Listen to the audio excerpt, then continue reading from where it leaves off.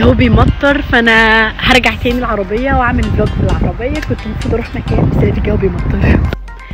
ازيكم عاملين ايه؟ اتمنى كلكم تكونوا بخير. النهارده الفلوج الثالث عن انواع الفيزا. بس كنت عايزه اعمله منفصل، يعني الاي لوحده والاسايلم سيكر لوحده اللي هو اللجوء. بس بما ان الاتنين دولت اتغيروا حرفيا السنه دي فممكن اجمعهم في الفلوج ده. اول حاجه هتكلم على الاوروبيين او اللي معاهم جنسيه اوروبيه وعايزين يجوا UK، ودول بيبقوا اسمهم الEU.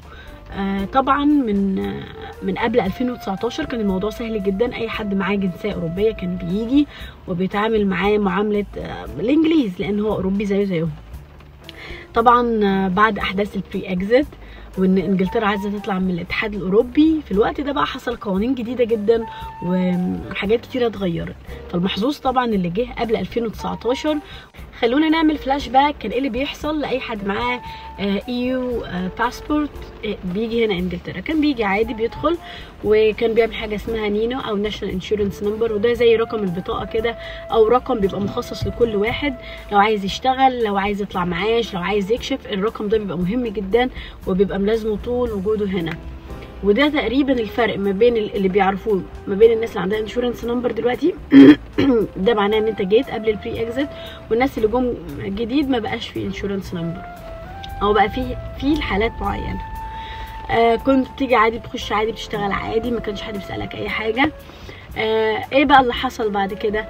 اللي حصل بعد كده ان انجلترا قررت ان هي تطلع من الاتحاد الاوروبي، مش عايزه تبقى جزء من ده، وده نظرا لان الناس اوروبيين كتير قوي بداوا يجوا وياخدوا وظايف كتير جدا. فقالوا ايه، احنا بعد ما عملوا تصويت في مجلس الشعب طبعا الاغلبيه قررت بخروج انجلترا من الاتحاد الاوروبي. بناء من اليوم ده وهو 31 جون 2019 القرار اتاخد، وبقى اي حد بيجي من اوروبا بيطبق عليه القوانين الجديده بتاعت الاوروبيين. ايه هي القوانين الجديده؟ اي حد اوروبي يجي هنا لازم يقدم على فيزا سياحه الاول. الفيزا السياحه دي بتبقى 90 يوم 3 شهور، مش مسموح لك تشتغل، مسموح لك انك تزور البلد وتتفسح. طيب انت لقيت شغل، هتعمل ايه في ال3 شهور؟ في ال3 شهور دي لازم تقدم على حاجه اسمها EU settlement، يعني اقامه مؤقته عشان انا شغال في المكان الفلاني. وعشان تقدم عليها انت محتاج بروف محتاج ايفيدنس وبروفز كتير قوي، يعني محتاج اثباتات تثبت ان انت هتشتغل هنا، عندك سكن، لتر من الشغل، عندك فواتير بدأت تدفع الإيجار، عندك بنك ستيتمنت، عندك حساب بنكي هنا. كل الحاجات دي انت بتحطها في الموقع اللي انا هحطه لكم برضو في الديسكريبشن. لو حد الحقيقة هنا وعايز يكمل فهحط لك اللينك في الديسكريبشن تخش عليه وتعمل EU settlement بتاعتك. بعد الاي settlement انت بتشتغل بيها اقامه محدده.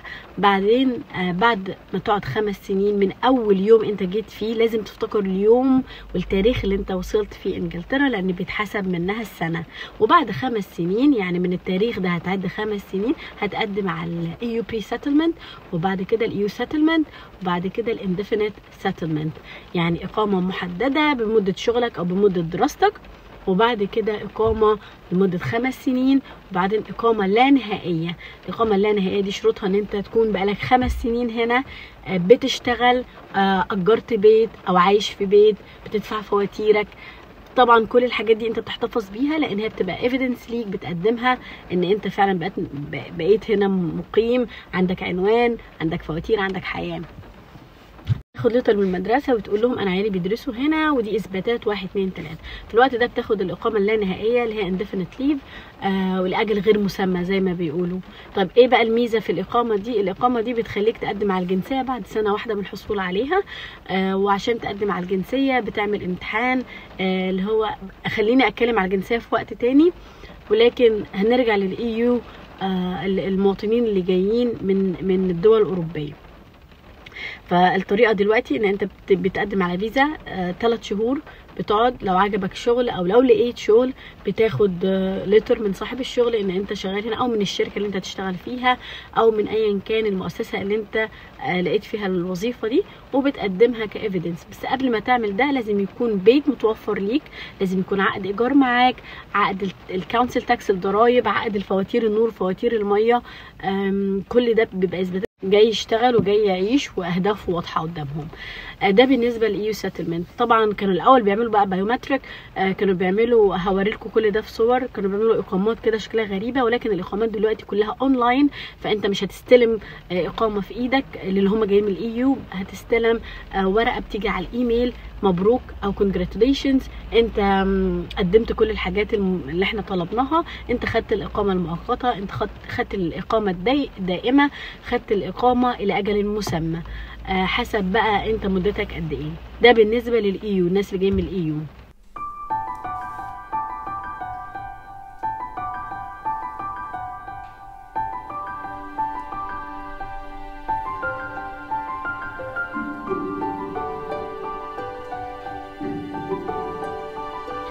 دلوقتي هتكلم معاكم على الاسالم سيكر او اللجوء.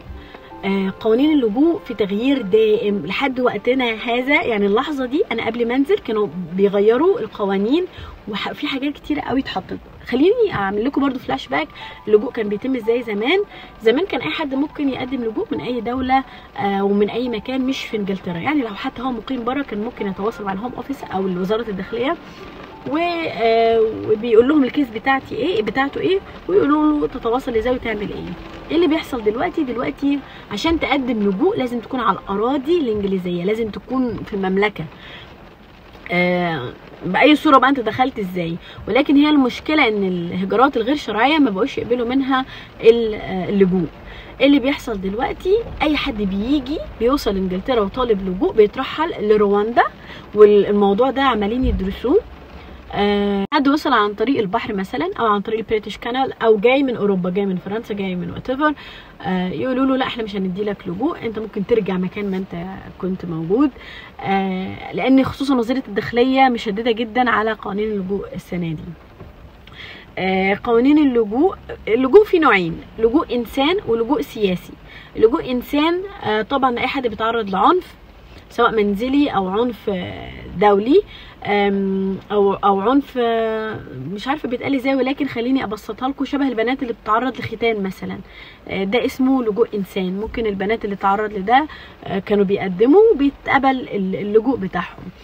في لجوء سياسي زي اي دوله معرضه لقوانين سياسيه بتخلي الواحد مش عارف يعبر عن رايه او يعبر عن حاجه، فكانوا بيقدموا لجوء سياسي. والسنه دي والسنه اللي فاتت دخلوا مصر منها يوقفوا نسبه اللاجئين اللي بيجوا بسبب اي سبب من دول. لجوء انساني كمان شبه حرب اوكرانيا، فعمالين ياخدوا برضو ناس كتير اتعرضت او بلادهم فيها حرب. دولت النوعين اللي موجودين هنا.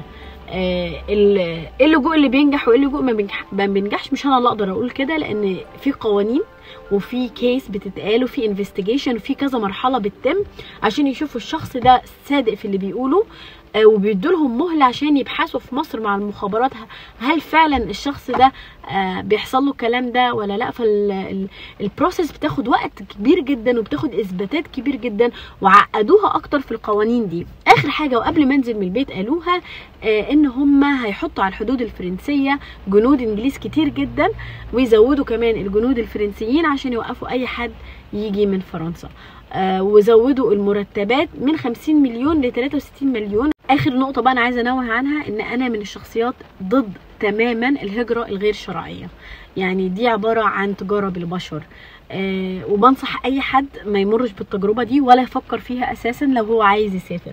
لحاجتين، انت بتضيع حياتك، مفيش امل، لان انت بتيجي هنا بيتعاملوا معامله برضو مش كويسه وبيتكتب في السجلات، وممكن ترجع تاني البلد اللي انت فيها وهتتنقل رواندا.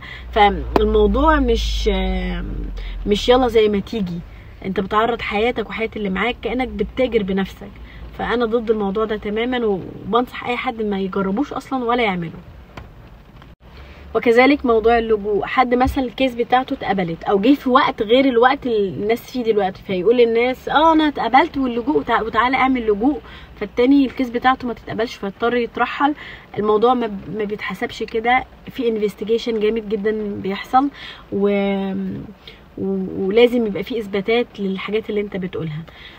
اللجوء الانسان اكتر حاجه بتتقبل هنا بسرعه، اللي هو الولد اللي بيحاول نفسه البنت والبنت بتحاول نفسها الولد والكلام من ده. ولكن برضو لازم تكون على ارض البلد، يعني في ارض المملكه. امتى انا ممكن اقول لحد اقدم لجوء؟ امتى؟ لو مثلا واحده اتطلقت مع جوزها وتعرضت لعنف جامد منه ومش قادره ترجع عشان اهله، او مثلا حصل لك ازمه جامده هنا وفعلا وحقيقي هتتعرضي او هتتعرض لمصيبه لو نزلت بلدك، ممكن تقدم، ولازم يكون معاك اثباتات برضو.